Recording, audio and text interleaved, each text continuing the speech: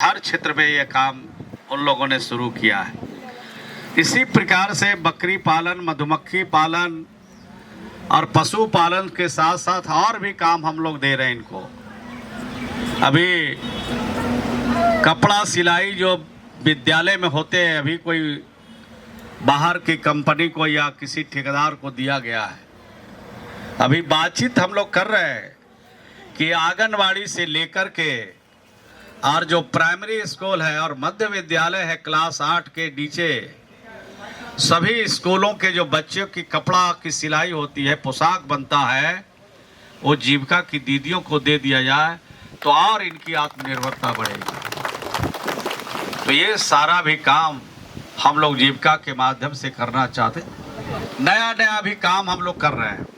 पुराने जो काम है वो तो कर ही रहे हैं, और नया काम भी हम लोग जीविका के माध्यम से हम लोग कराने का काम कर रहे हैं। तो हर क्षेत्र में आत्मनिर्भरता की तरफ हमारी जीविका की दीदियां बढ़ रही हैं। जीविका की दीदियों को कभी कभी सुनते रहते हैं कि कुछ बहकाने वाला भी घूमता रहता है। किसी के बहकावे में पड़ने की ज़रूरत नहीं है। बहकावा में पड़िएगा तो आप ही का नुकसान होना है, नीतीश कुमार जी का नुकसान नहीं होना है। आपकी दिक्कत होगी, आपको परेशानी होगी अगर किसी के बहकावे में पड़िएगा। तो जीविका के जितना काम ज़रूरत है उतना काम हम लोग दे रहे हैं।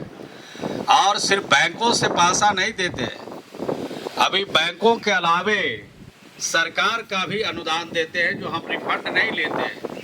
बैंक वाला तो पैसा लेते हैं, उसको जमा करना पड़ता है, लेकिन हम लोग सरकार के तरफ से जो देते हैं वो रिफंड करने की ज़रूरत नहीं है। आपके स्वयं सहायता समूह में ही वो पैसा घूमता रहता है और उस पैसे से आपका स्वयं सहायता समूह और हीज हो रहा है, बड़ा बन जा रहा है। अभी तो एक और कैबिनेट से स्वीकृति मिली है बिहार में, और बिहार की विधानसभा से उसमें जो उसका बिल है यानी जो कानून है वो भी पास हो गया। अब जीविका की दीदियों को बैंक का कारोबार भी यानी बैंक बनाने का भी काम हम लोग कर रहे हैं। बैंक के थ्रू उनको जोड़ने का काम कर रहे हैं। जिस तरह से कोऑपरेटिव बैंक चलता था उसी तरह से जीविका की दीदियों का भी बैंक चलेगा, और कम से कम सूद पर जीविका की दीदियों को पैसा दिया जाएगा। ये काम भी अभी बहुत जल्द शुरू होने वाली है और उसका लाभ हमारे बिहार की जीविका की दीदियों को मिलेगा। अभी ये सतत जीविकोपार्जन योजना भी एक चल रहा है, जिसमें हम लोग 2 लाख रुपया का सपोर्ट देते हैं, लेकिन वो सभी को नहीं है। वो उनको है जो ताड़ी बेच करके, दारू बेच करके ज़िंदगी बसर करते थे, उनको हम लोगों ने चिन्हित किया है। और उसके साथ साथ गांव में अगर कोई जीविका की दीदी है या कोई परिवार ऐसा है जिसका कमाने वाला आदमी दुनिया में नहीं है, चला गया, परिवार के सामने काम की समस्या है, भोजन की समस्या है, कपड़े की समस्या है, दवाई की समस्या है, कमाने वाले कोई नहीं है, 2-2, 3-3 बच्चे हैं उसके पास, उसके लिए सतत जीविकोपार्जन हम लोगों ने शुरू किया है बिहार में। और 2 लाख रुपया तक उनको हम लोग सपोर्ट देते हैं कि वो रोज़गार करें और रोज़गार करके अपने परिवार को आगे बढ़ाएं, और पहले जो दारू और ताड़ी बेच के ज़िंदगी बसर करते थे उसका वैकल्पिक रोजगार कर ले, ताकि परिवार के सामने 2 टाइम की रोटी की समस्या नहीं रहे, उनके सामने कोई दिक्कत और परेशानी नहीं हो। ये काम हम लोगों ने किया। तो इस प्रकार से राज्य को आगे बढ़ाने के लिए महिलाओं को सपोर्ट किया जा रहा है। हाँ, आधी आबादी को आगे बढ़ाने की दिशा में काम कर रहे हैं, तो निश्चित रूप से समाज में इसका लाभ इनको मिल रहा है और भी मिलेगा। और भी तरक्की के लिए जो काम करना पड़ेगा वो करेंगे।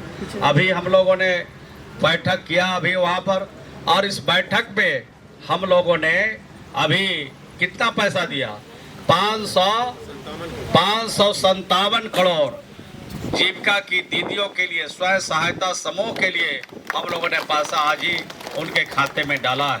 और कुल कितने समूह हैं, 34,000 समूह के लिए पैसा आज हम लोगों ने 557 करोड़ डाला है। और 3 करोड़ रुपया 3 करोड़ 62 लाख रुपया जो सतत जीविकोपार्जन योजना से जुड़ी महिला है, उनके लिए उनके खाते में हम लोगों ने आज पैसा दिया है। तो इतने बड़े पैमाने पर राज्य में महिलाओं की तरक्की के लिए, महिलाओं को आगे बढ़ने के लिए ये काम हम लोगों ने किया है। ऐसा काम बिहार से बाहर दूसरे किसी राज्य में नहीं है।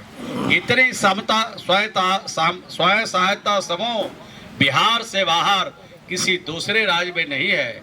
ये बिहार में महिलाओं को सशक्त बनाने के लिए बिहार की सरकार और बिहार के मुख्यमंत्री जी ने जो काम किया है, इसका जोड़ा देश का कोई राज्य नहीं लगा सकता है और महिलाओं को और सशक्त करना है। अभी तो जॉब मेला भी हम लोग लगा रहे हैं, यहाँ भी जॉब मेला किया होगा। अभी जॉब मेला में 63,000 लोगों को हम लोगों ने रोजगार दिया, उनके बच्चों को रोजगार दिया जो जीविका से जुड़े हुए हैं, उनके बच्चों को आगे बढ़ाया। अभी पटना जिला का 3 लड़की, जीविका की दीदी की लड़की एयर होस्टेस का काम कर रही है, एयर होस्टेस में हो गई है।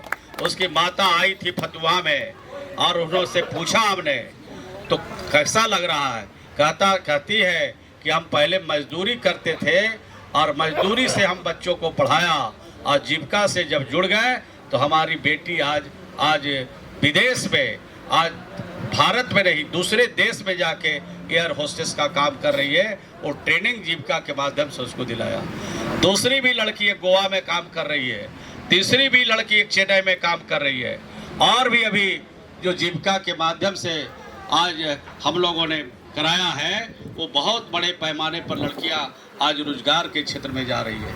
तो जीविका के माध्यम से बहुत सारे चीज जीवन में बदलाव उनके आए, उनके लिए पुस्तकालय भी खोले हैं, उनके लिए बच्चों के पढ़ाई के लिए, उनके बच्चों को छात्रवृत्ति भी और उनके बच्चों को अनेक प्रकार की सुविधा भी दे रहे हैं। तो आप बढ़िया से काम कीजिए, जुड़ के रहिए, इधर उधर ताकने की जरूरत नहीं है।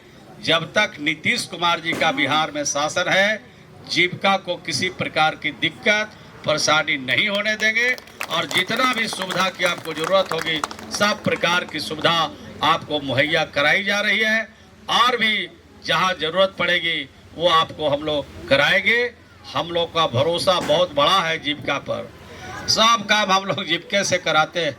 अभी डीडीसी साहब बोल रहे थे कि शौचालय जिसके जिसके घर में नहीं है वो सब का हम लोग जीविका से हम लोगों ने उसका सर्वे कराया। एक बार राशन कार्ड बनाने के लिए भी जीविका की दीदियों को हम लोग दे दिया और एक बार हम लोगों ने कि मास्टर साहब में भी कुछ हो गए, मास्टर साहब के जांच का भी काम दे दिया। तब मास्टर साहब कहाँ चले गए? हाई कोर्ट चले गए। बताइए ये अंगूठा छाप से हमारा जांच करा रहे हैं।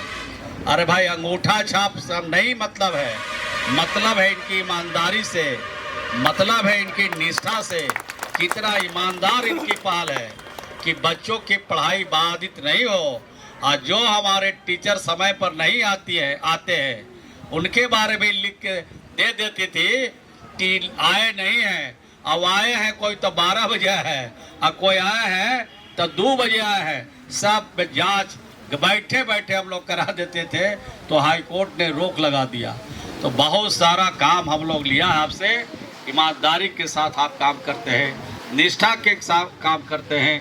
पढ़ी लिखी भले ना हो लेकिन आपकी ईमानदारी पर कोई चैलेंज नहीं कर सकता है, कोई अंगुली नहीं उठा सकता है। यही आपकी विशेषता है और यही कारण है कि आप आगे बढ़ रही हैं और भी आगे बढ़िएगा। यही शुभकामना के साथ हर क्षेत्र में रोजगार से आपको जोड़ने की दिशा में पहल है। यही शुभकामना के साथ अपनी बात को समाप्त करता हूँ। धन्यवाद।